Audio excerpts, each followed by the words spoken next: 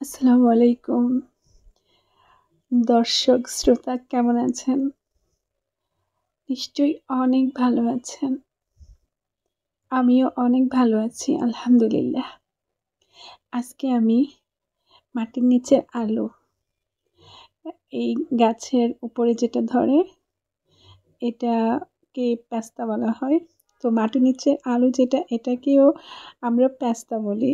মাটির নিচের আলো বলি না। মাটির নিচের আলো তো আলো যেগুলো হয় সবগুলাই মাটির নিচের আলো। এটা হলো পেস্তা। তো এই পেস্তা যেটা গাছের উপরে ধরে কালো কালো লম্বা গোল, এটা আমি আজকে এটা দিয়ে ভর্তা করব।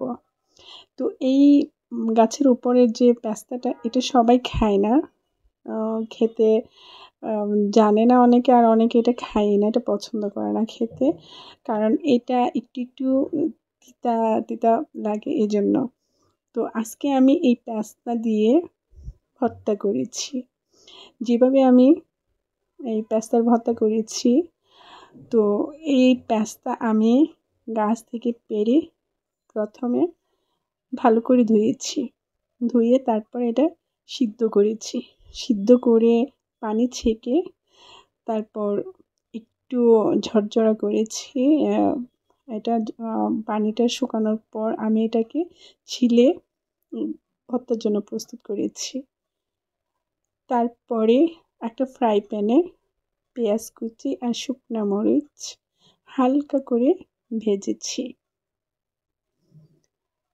শুকনা মরিচ আর পেঁয়াজ ভেজে তারপর আমি এটা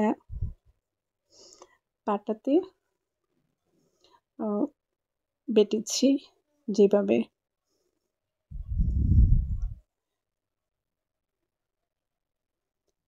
তো পাটাতে এই পেঁয়াজ আর মরিচ আমি একসাথে বেটেছি। এই একসাথে বাটার কারণ হলো এখানে মরিচের সাথে আমি কোনো রকম পানি ব্যবহার করিনি। এখানে যে পেঁয়াজ থেকে একটা পানি বের হয় ওই পানিটা দিয়ে আমি মরিচটা বেটেছি।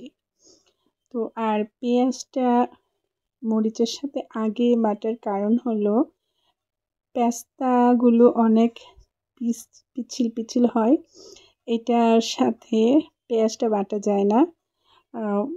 বাটলে অনেক কষ্ট হয়, কারণ এটা পিছলে একবারে দূরে সরে যায়। এই জন্য আমি এটা আগে একদম প্লেন করে বেটেছি। পেস্তার ভর্তাতে পেঁয়াজটা আধা বাটা না, একটু প্লেন করে বাটলে এটা স্বাদ হয়। তো এখন এই যে পেস্তা, এই যে দেখেন কিভাবে শিলে লেগে সরে যায়। এই পেস্তা আসলে একদম অনেক পিছলে এটা সাবধানে বাটতে হয়, না হলে এটা মানে পিছলে একদম নিচে পড়ে যায়। তো আমি এখানে একটা একটা করে পেস্তা দিয়ে পাটাতে বেটেছি। এই যে গাছে পেস্তা হয়, এই পেস্তাগুলো ভর্তা তো অনেক ভালো লাগে। এটা আধা ভাঙা করে পেস্তার ডাল রান্না করলেও খেতে খুবই স্বাদ লাগে। আর হাতে টিপে ভর্তা করা যায়, পাটাতে বেটে ভর্তা করা যায়। এই পেস্তাগুলো গাছের যে পেস্তা এটা দুই রকম হয়। একটা লাল লাল হয়, যেই পেস্তাটা ছিলানোর পর ভেতরটা লাল হয় ওই পেস্তাগুলো খুব একটা খেতে খুব বেশি স্বাদ না, এটা একটু তিতা বেশি থাকে, তিতা ভাবটা। আর এই যে এটা হলো সাদা পেস্তা, এই সাদা পেস্তাটা খুবই সুস্বাদু। তো আজকে আমার এই ভর্তার রেসিপিটা দেখে নিশ্চয়ই আপনারা পেস্তার ভর্তা খাবেন এভাবে বানিয়ে। তো আমি এই